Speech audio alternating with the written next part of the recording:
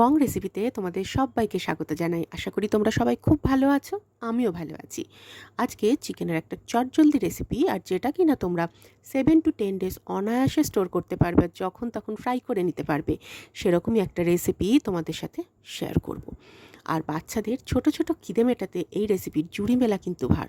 আর শুধু বাচ্চাদের কথা বলছি কেন, বড়রাও কিন্তু এটা দারুণ মজা করে খাবে গরম গরম চা বা কফির সাথে।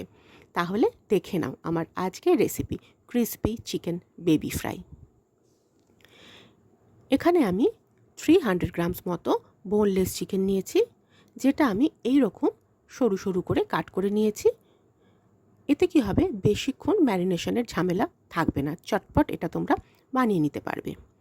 আর এই চিকেনের মধ্যে আমি কিছু স্পাইসেস অ্যাড করতে থাকবো, সেটা তোমাদের সাথে পরপর শেয়ার করছি। প্রথমেই দিয়ে দিচ্ছি আন্দাজ মতো ভিনিগার, এটা চিকেনের পরিমাণ অনুযায়ী দেবে। সেই সঙ্গে দিয়ে দিচ্ছি অল্প জিঞ্জার গার্লিক পেস্ট, আর দিচ্ছি ব্ল্যাক পেপার আর চিলি ফ্লেক্স। এবার সমস্ত কিছু একবার ভালো করে এটা আমি মিক্সড করে নেব। আর এটা মিক্সড করা হয়ে গেলে 30 মিনিটস মতো এটা আমি ম্যারিনেশনে রেখে দেবো। এখানে একটা কথা বলি, ম্যারিনেশনের সময় আমি না সল্ট দেওয়াটা একদম পছন্দ করি না, এতে অতিরিক্ত জল রিলিজ হয়।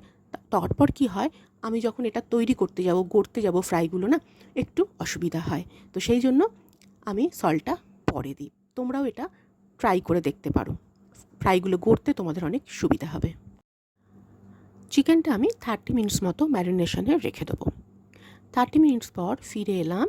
এর মধ্যে আমি দিয়ে দিচ্ছি আন্দাজ মতো সল্ট, আর সেই সঙ্গে রেডি করে নেবো ব্রেড ক্রাম্পস। ব্রেড ক্রাম্পসের মধ্যে দিয়ে দিচ্ছি অল্প সল্ট আর ব্ল্যাক পেপার। তোমরা যদি ব্রেড ক্রাম্পসটা এইভাবে রেডি করো, তাহলে দেখবে কোটিংটাও ভীষণ টেস্টি হবে। এই টিপসগুলো একটু খেয়াল করো।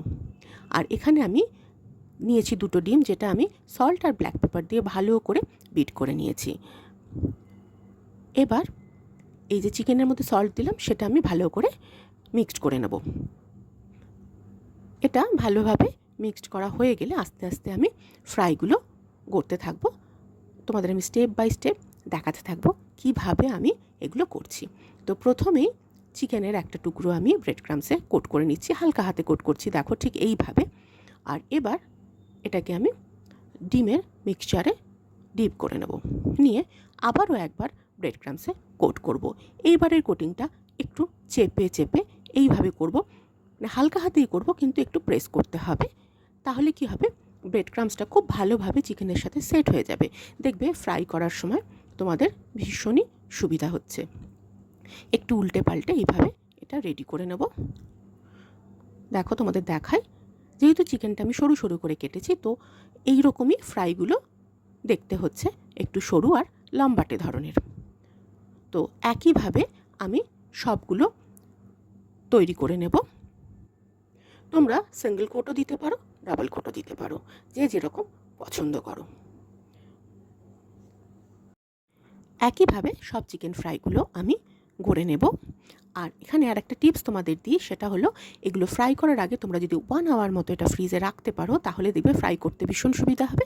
মানে ব্রেড ক্রাম্পসগুলো তেলে পড়ে তেলটা কালো হয়ে যাবে না। আর এটা তোমরা 7 to 10 ডেজ অনায়াসে স্টোর করতে পারো। একটা এয়ারটাইট কন্টেনারের মধ্যে ন্যাপকিনে এগুলো র্যাপ করে ডিপ ফ্রিজে রেখে দাও, আর যখন ইচ্ছে ফ্রাই করে নাও। তো চলো এবার এগুলো আমি ভাজতে থাকি। তেল ভালো মতো গরম হয়ে গেছে, দেখতেই পাচ্ছ। আমি খুব সাবধানে 2টো ফ্রাই তেলের মধ্যে দিয়ে দিলাম। তেলের পরিমাণ অনুযায়ী ফ্রাইগুলো দেবে, মানে তেল কম হয়ে গেল অনেকগুলো ফ্রাই হয়ে গেল, এরকমটা যেন না হয়। আর এইভাবে ধার থেকে ক্রমাগত তেল দিতে থাকবে ফ্রাইগুলোর উপর, তাহলে সব দিক সমান রকমভাবেই ভাজা হবে, না হলে ওপরের দিকটা না একটু ফেটে যেতে পারে। তো আমি আস্তে আস্তে উল্টে দিলাম, আর এটা অবশ্যই মিডিয়াম ফ্লেমে ফ্রাই করতে হবে। আর তোমরা কালার দেখেই বুঝতে পারছো দারুণ ফ্রাই হয়েছে, পারফেক্ট ক্রিসপি চিকেন ফ্রাই একদম রেডি। তোমরাও যে কোনো দিন সহজ এই চিকেন ফ্রাই বাড়িতে বানিয়ে ফেলো, আর আমাকে কমেন্ট করে জানাতে ভুলো না তোমাদের কেমন লাগলো। আমার আজকের রেসিপি ভালো লাগলে একটা লাইক শেয়ার করে দিও কিন্তু, আর চ্যানেলটা সাবস্ক্রাইব করতে ভুলো না যেন। সবাই খুব ভালো থাকো, সুস্থ থাকো। আবারও ফিরে আসছি নতুন নতুন রেসিপির সাথে।